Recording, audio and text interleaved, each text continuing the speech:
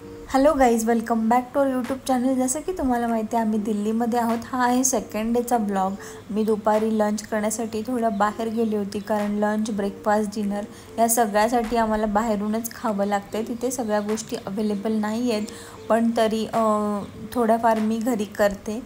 Lunch झाल्यानंतर मी थोडीशी shopping करण्यासाठी गेली, कारण आम्ही तर 2 दिवसातच हार मानली की रोज आपण बाहेरचं खाणं हे शक्य नाही होत. म्हणजे आम्हाला तरी शक्य नाही झालं. त्याच्यामुळे विचार केला की ॲटलिस्ट ब्रेकफास्ट तरी मी घरी करेन.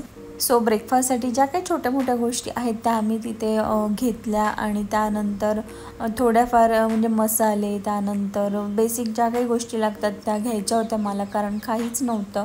सो मी त्या सगळ्या घेतल्या. आणि आपल्याला असं वाटतं की आपण बाहेरचं खाऊ शकतो, पण नाही शक्य होत. ते तुम्ही ट्राय करून बघा, 2 दिवसातच तुम्हाला कंटाळा येईल. त्याच्यामुळे आम्हीसुद्धा कंटाळलो होतो 2च दिवसात. त्याच्यामुळे विचार केला घरीच काहीतरी करूया. तर हळद, मसाला ह्या काही छोट्या बेसिक गोष्टी लागतात त्या आम्ही घेण्यासाठी गेली होती. त्यानंतर एक छान नारळ घेतला आणि त्या नारळातली मलाई पॅक केली आणि विचार केला फ्रीजमध्ये ठेवून खावी, कारण असं काही खूप साऱ्या गोष्टी घरामध्ये अवेलेबल नव्हत्या. म्हणजे आम्ही घेतल्या नव्हत्या. आपलं नॉर्मल घरी आपण असतो तर आपण काही करून खाऊ शकतो, पण इथे काय खायचं असेल तर मला 5th फ्लोअरवरून खाली येऊन म्हणजे खावं लागत होतं. किंवा करायचं झालं तर सगळ्या गोष्टी तिथे अवेलेबल नव्हत्या. आणि मॅगी तुम्ही किती वेळ खाऊ शकता, त्याच्यामुळे काही गोष्टी मला किचनमध्ये हव्या होत्या. त्या मी कॉल करून सांगितलं होतं ओनरला, तर ते अरेंज करणार होते. सो बिल्डिंगच्या खाली हा सगळा एरिया खूप छान होता. तिथेच KFC होतं, मॅगडी होतं, बर्गर किंग होतं, पिझ्झा हट होता. अशा सगळ्या गोष्टी म्हणजे सगळे तिथे होतं. त्याच्यामुळे खाण्याचं काय असं इश्यू नव्हतं. पण तुम्ही फार तर 1 दिवस, 2 दिवस आणि 3 दिवस खाऊ शकता, त्याच्यावरती तुम्ही नाही खाऊ शकत. हा मी आमचा पर्सनल एक एक्सपिरियन्स तुमच्यासोबत शेअर करते की आपण बाहेरचं जास्त दिवस नाही खाऊ शकत, कितीही आवडीचं असलं तरीसुद्धा. पण मजबुरी होती, आम्हाला तर खाणंच होतं. पण ठीक आहे, मी ट्राय करणार आहे की काहीतरी वस्तू म्हणजे गोष्टी ज्या नाही आहेत करण्यासाठी, भांडी वगैरे, तर त्यांना मी ते अरेंज करायला सांगितलीत. पण त्यातले जेवढं अरेंज होईल तेवढं ते करतील, अदरवाईज आपल्याकडे ऑप्शन नाही आहे. सो हा जो कॉरिडॉर आहे, या कॉरिडॉरवरून म्हणजे सिक्युरिटी एकदम हाय होती. म्हणजे तिथे काही इश्यू नव्हता. सगळं चेकिंग वगैरे होतं. त्याच्यामुळे मला एकटीला जायला यायला बिलकुल भीती वाटत नव्हती. आणि भीती तशीही नव्हती, कारण आम्ही ऑलरेडी दिल्लीमध्ये राहिलेलो आहोत. त्याच्यामुळे मला प्रत्येक एरिया माहिती आहे, प्रत्येक मार्केट माहिती आहे, आणि मी एकटी ट्रॅव्हलसुद्धा करू शकते. त्याच्यामुळे मला असं काय वाटत नव्हतं. पण तरी पण एक असतं की आपण कुठे राहतो ते खूप मॅटर करतं, की तुमच्या तिथला एरिया कसा आहे. त्याच्यामुळे आमचं मोस्टली जो प्रेफरन्स असतो तो ह्याच्यासाठीच असतो की जिथे आजूबाजूची लोकं चांगली असतील, तो एरिया चांगला असेल. सो असं असेल तर आपल्याला अजिबात भीती वाटत नाही. सो एनिवेज मी आली होती सगळं घेऊन, आणि थोडीफार संध्याकाळ झाली होती. आणि हा आहे छानपैकी आपल्या फ्लॅटमधून व्ह्यू. पण तुम्ही पसारा बघा, मी तसाच पसारा सगळा ठेवून गेली होती, कारण मला खूप जास्त भूक लागली होती. आणि आपण जेव्हा एखादं ट्रॅव्हलिंग करतो आणि घरी येतो तेव्हा पण आपल्याकडे पसारा होतोच. तर हा पसारा असा झाला होता, तर तुम्ही आता आवरेलच. तर इथे मी जे काय आणलं होतं ते बॅगमधून काढून ठेवते. बाकी खूप साऱ्या गोष्टी मी ऑर्डर केल्या होत्या, कारण लंच करायचं झाला किंवा ब्रेकफास्ट करायचं झालं तरी बेसिक गोष्टी पाहिजेतच. आणि खूप जास्त प्रमाणातसुद्धा आपण घेऊ शकत नव्हतो. आणि शॉपमध्ये मोस्टली पॅकिंग केलेलं अर्धा किलो, पाव किलोच देतात. पण मला जेवढं पॉसिबल झालं तेवढं मी आणलं, बाकीचं ऑर्डर केलेलं आहे. आणि मग मी हे सगळं आवरत होती पसारा, कारण बॅग्स मी पूर्ण खाली केल्या होत्या. आणि त्या बॅग्समधलं सगळे जे कपडे वगैरे आहेत ते आपल्याला कबर्डमध्ये लावायचे होते. बाकी क्लिनिंग करण्यासाठी तर एक दादा आहेत, ते रोज येत होते. म्हणजे फ्लोअर क्लिनिंग करण्यासाठी, वॉशरूम क्लिनिंग करण्यासाठी, आणि बेड वगैरे सगळं व्यवस्थित ते सेट करून द्यायचे. त्यानंतर मी नूडल्स आणले होते, ते गरम केले.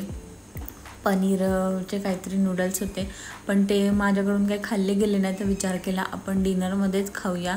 तर असं छानपैकी मी नंतर सगळं क्लीन केलं, तुम्ही बघितलंच असेल.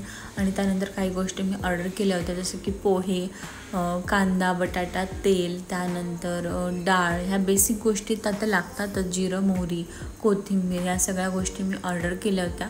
आता तुम्ही विचार कराल की कोथिंबीर वगैरे ह्या काही गोष्टी ऑर्डर करण्यासारख्या आहेत का, तर तिथे बाजूला खाली काही अवेलेबल नव्हतं, त्याच्यामुळे माझ्याकडे ऑप्शन नव्हता. त्यानंतर हे छान मी ऑर्गनाईज करून ठेवलं होतं. बाकीच्या काही गोष्टी त्यांनी आम्हाला आधीच दिल्या होत्या, ज्या मी आधीच्या ब्लॉगमध्ये दाखवलेल्या आहेत, आणि काही गोष्टी आम्ही आणल्या होत्या. आणि हे जे क्लीन पण त्यांनी व्यवस्थित करून दिलं होतं, तरी पण मी पुन्हा एकदा माझ्या हाताने क्लीन केलं.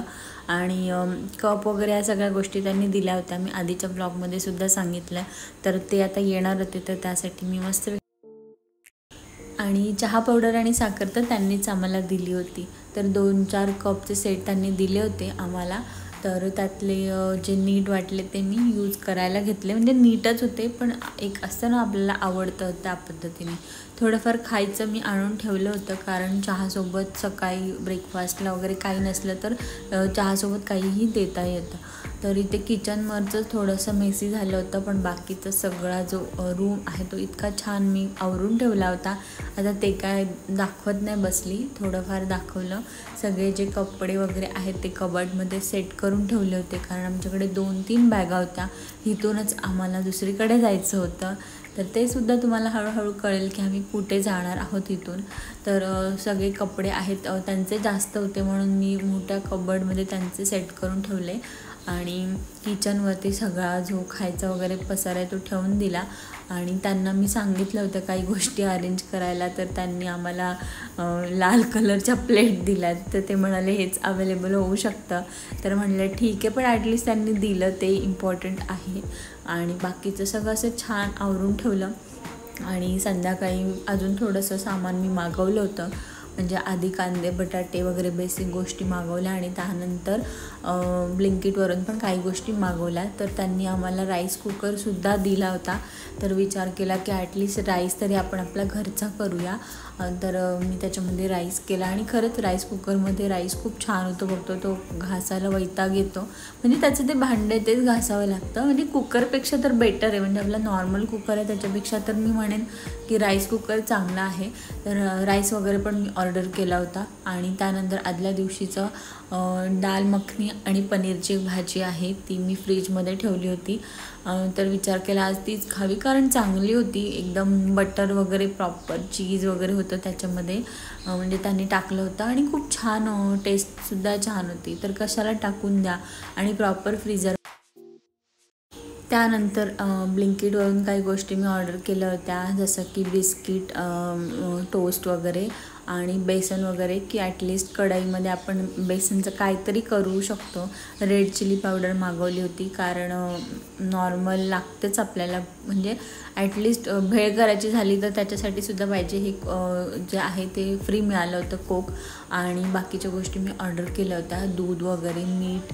आता मीठ तर थोडंसंच पाहिजे होतं आम्हाला, अगदी वाटीभर, पण ते कोण देणार, म्हणजे त्याच्यामुळे मला 1 किलोच मागवावं लागलं, अर्धा किलो पण नव्हतं. आणि ते मी 2 लिटर की 1 लिटर काय माहीत दूध मागवलं, बटर मागवलं, आणि ब्रेड तर मी घेऊन आली होती की ॲटलिस्ट ब्रेड बटर तरी आपण खाऊ शकतो. त्यानंतर संध्याकाळी घरीच राईस केला होता, आणि डाळ मखनी होती, आणि भाजीसुद्धा होती. तर आम्ही तोच ब्रेकफास्ट केला. आणि मी नूडल्ससुद्धा आणले होते, तर ते सुद्धा आम्ही खाल्ले, पण ते काय मला दाखवता नाही आले. आणि राईससुद्धा मस्त झाला होता, मला खूप आवडला. मी विचार केला की नेक्स्ट टाईम म्हणजे मी माझ्या घरीसुद्धा राईस कुकर घेईन असा, कारण मस्त एकदम छान राईस होतो, त्या खुललेला राईस होतो. सो आजच्या दिवसासाठी एवढंच. उद्यासुद्धा इंटरेस्टिंग काही गोष्टी होतील, आपण बाहेर फिरायला जाऊ. सो उद्याचा ब्लॉगसुद्धा बघायला विसरू नका. तर आय होप तुम्हाला आजचा ब्लॉग आवडला असेल, व्हिडिओ आवडली असेल तर लाईक करा, शेअर करा, आणि नवीन असाल तर आपलं चॅनल नक्की सबस्क्राईब करा. पुन्हा भेटूया, तोपर्यंत.